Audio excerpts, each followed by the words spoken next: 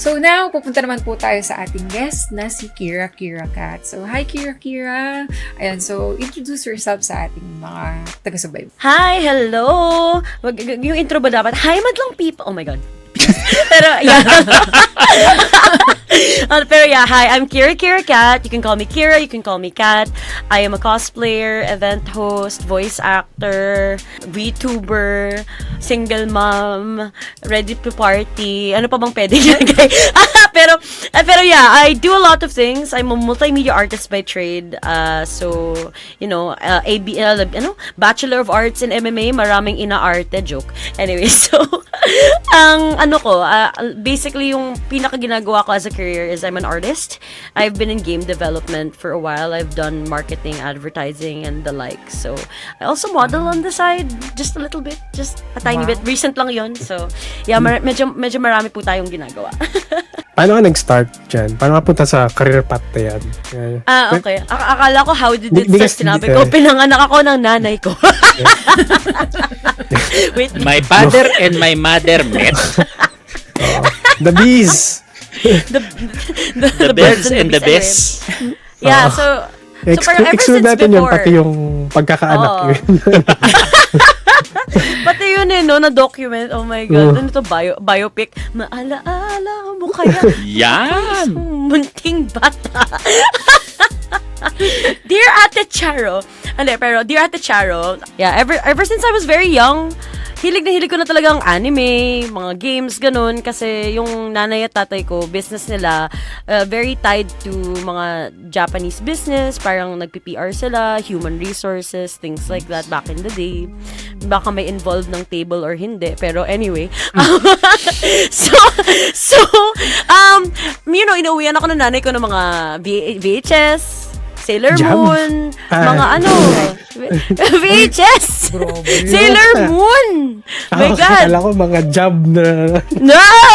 Hoy! Bawal yan! Anyway, so, yung mga dati pang Famicom, na nalaman ko na lang na hindi pala Famicom tawag sa States, di ba? Yeah. SNES sa kanila. Yep. So, yung mga tito ko, sobrang mga big gamers. I like to watch them play yung mga Final Fantasy. Favorite ng uncle ko na isa yun. Yung isa naman, mahilig sa mga Duke Nukem, mga ganun. So, kinalakihan kong manood ng mga uncle ko maglaro ng mga games. Manood kami ng anime. Nako, siguro, core memory ko, parang for some reason, naalala ko yata, 4 years old ako, nanood kami ng Evangelion. Parang mali yata. Parang naalala ko na lang si Kaoru. Parang naalala ko na lang si Kaoru. May core memory ako. That one scene. Pero I don't remember much else. I see. Get into the robot, Shinji! I don't want to bother! Pero yeah. So, yun, yung mga classics. Mga classics talaga kinalakihan ko sa TV, yung mga Dragon Ball, ganun. So, sobrang napamahal ako sa anime. Very nerdy ako, pero I would say na pinaka-nerdiest era ko talaga yung mga towards ng end of grade school ko na siguro nagka-internet na. Tapos nalaman mo na lahat ng mga lore ng mga anime, yung mga mangaka. Nakita ko yung mga cosplayer. Tapos nalaman ko, huy, meron pala mga anime event dito. So pumunta ako. Very first event ko yata yung Hatao Hanep Hero. Parang back then. Yung Hero No idea. Con. Hero. Okay, sige. HeroCon. Yung Hatao Hanep Hero. Yeah. Yung parang pinakaunang con nila. Tapos yung mga Ozin, mga ganun. Bili-bili ko pa dati yung Ozin Tapos yung mga Culture Crash, ganun, diba? Old classics. So, na-inspire ako na makita yung mga cosplayers, sinusot nila favorite characters nila. Ako, sobrang into Suzumiya Haruhi ako at the time. Like, and FMA. First cosplay ko, Roy Mustang, pero pinaka-favorite na cosplay ko, Hatsune Miku at saka Suzumiya Haruhi. Actually, meron nga akong moment.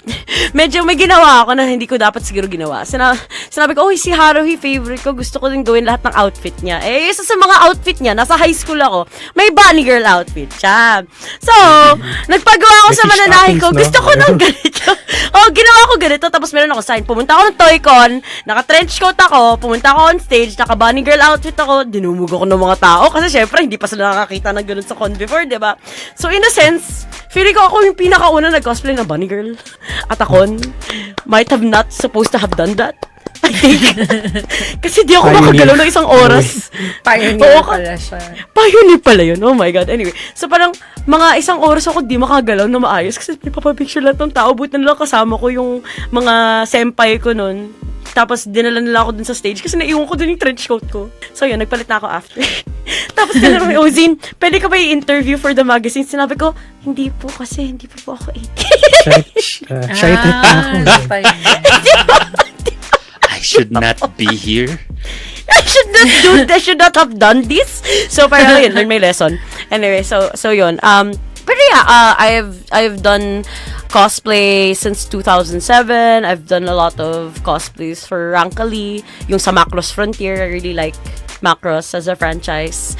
Kasi idols and mecha, di ba? Oh, fun. yeah. Tapos, mga favorite genre ko, seinen. Mga Full Metal Alchemist, ganun, recently, Frieren, also pulled on my heartstrings, mga ganun, favorites ko. Tapos, I was involved in a bunch of niche anime events locally as well. Like, nagkaroon ng Vocaloid event na Voca Fusion. I helped organize that when I was in college. Na, like, core memory ko din na parang nakapaskill sa EDSA, yung parang ginawa kong banner na parang, wow, okay, that's cool. First time ko. So, ayun, parang ang dami ko na din pinagdaanan since then. And, you know, na-apply ko yung cosplay to my streaming career, to my event hosting career, and a lot of other things. So, nakakatuwa talaga siya. Yeah. Yung pinaka-core mo, like, so dami nun. So, saan ka pinaka-ma-attribute? Like, si Kira, ano to eh. Kilala siya sa ganito eh. Yeah, basically VTubing recently. I feel like I've garnered more notability in that regard kasi naggawa ako ng parang IRL and VTubing na persona na parang pinagsama ko silang pareho. Kasi usually, di ba pag VTuber, hindi ka nagpapakita ng mukha. Yeah. So, pinlanado ko talaga siya na parang coinciding parehong mga looks. Kasi yung aspect ko ng VTuber ko is basically it's still me. Pero once I am a VTuber, para siyang nasa internet world, na para siyang fifth dimensional magical girl kuno. Tipong ganun. Parang yung sa, I don't know if anybody here has ever watched Gridman? Gridman, yeah. SSS Parang Gridman. si Akane na parang may, or si Haruhi na parang god siya sa sarili niyang mundo. So parang ganun yung lore ng VTuber ko na parang madlang person ako in person. Pero once I come into the internet space, I'm like a fifth dimensional person. Oh, ayun. Yes. Kasi sci-fi. Expand. Plug your socials. Thank you so much. Saan ka mahanap? First of all, I'd like to thank everybody here. Thank you so much for having me on your podcast. It's such an honor. Daming halakhakan, ang daming tiyaan, daming iyakan. Kay Chel at sa kanyang PC. F. Pero yeah, thank you so much for having me. I'm Kira Kat. You can find me on all socials at Kira Kat. That's KIRA. K-A-T. Kira. Parang yung sa Twinkle Twinkle, sparkling kasi. Kaya, Kira Kat. Kala ko Pwede na sa lang dun sa G-Quax Twitch. Kala ko Kira. sa Kung Death sa- Note eh. Kung sa Twitch is may underscore. Yung Twitch lang may underscore. Pero yung iba, consistent naman yung social media. Yun yung ano, no? Kira underscore charot. Charot. Correct. Wala akong word loons. Multifaceted daw, dinugo daw ilong niya. Sorry na. Yes, ayun. So, that's all our topics for today. So, kung meron po kayong topic suggestions, feel free to contact us para po, ayun, masama namin sa aming podcast. And of course, shoutout po sa mga sumusunod. Oo nga. Kira, may gusto ko mga shoutout. Mga fans mo halos Oh my nandito God. eh. Of course, shout out to Phoenix Up Media for their incredible game Blood Breaker, Labyrinth of the Witch, which is going to be coming out soon, hopefully. So check that out. Check out their new news drop, which is going to be very big, very important. And also shout out to, of course, like my VTuber model best friend, Ishi Tanuki. Thank you so much. I wouldn't be a VTuber without you. And also shout out sa mga lahat ng aspiring game developers and voice actors dyan. You know, it is the best time for you to get into whatever you want to do. You just have to start. I know that's the scariest thing to do, but I believe in you. Yeah. And shoutout sa mga recent followers natin na sila Gab Madrid, Altera Alonso, Luns, si Kira, ganun siya. Si Anti-Ballistic Mayonnaise, si Hello Mirai, yun. Then, salamat din sa mga chatters natin, no? Sila Hampi Lumpi, sila GM Shadow Games, sila Alien X, si Michael. Kent Pusino, Yeah, Mad Cat, yan, nandiyan siya kanina. Si Kuma March, yun, napadaan din kanina. Na, sino pa ba? Shoutout kay Vince Ken, and salamat din sa mga subscribers namin. So, yun po, kung may nakalimutan ako, pasensya na, bawi ako next time.